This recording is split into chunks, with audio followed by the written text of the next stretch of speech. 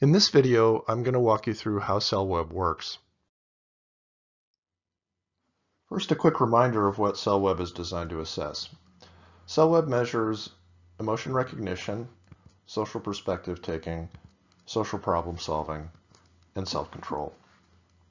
SELweb has two versions, early elementary or SELweb EE, which is for K to 3, and late elementary or SELweb LE, which is for 4th to 6th grade.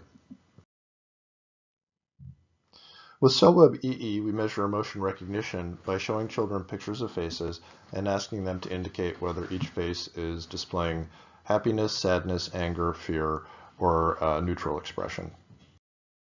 For SELweb Late Elementary, we have a slightly more developmentally sophisticated task where we tell children stories about situations where somebody might feel a mix of more than one emotion or a more complex social emotion, such as pride or embarrassment.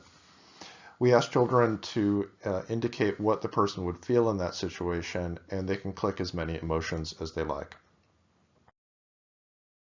For SELweb EE, to measure social perspective taking, we tell children illustrated and narrated vignettes that involve, for example, a person saying one thing but meaning something else. We then give them a multiple choice response option, as shown here in this 4-panel. And to get the question right, children have to be able to infer the intention of the speaker. For SELweb LE, we have a similar task where we tell children more long-form stories that are still quite simple in terms of the language.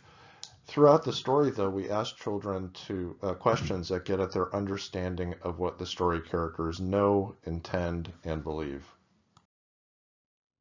To measure social problem solving, we tell children hypothetical stories about common everyday social challenges and ask them to imagine they're in the situation and to tell us what their goals would be, how they'd like to solve the problem, and how they understand the intentions behind others' actions.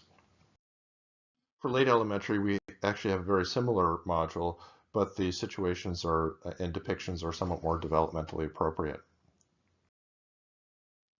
In SELweb EE, we have two tasks that measure self-control. One is a delay of gratification module, which measures children's tolerance for tedium in service to getting a higher score. A second self-control module in SELweb EE measures children's ability to tolerate frustration and stay on task when mildly frustrated. For SELweb LE, we also have two modules measuring self-control. One is an emotion regulation knowledge module, where we tell children about hypothetical situations where a person might feel sad or disappointed or upset or even overly excited. And we ask them what they can do to feel better and give them several different emotion regulation strategies. A second self-control module is a self-report questionnaire asking children to evaluate the extent to which they are able to remain calm when upset. Drop us a line if we can help you with your SEL assessment needs.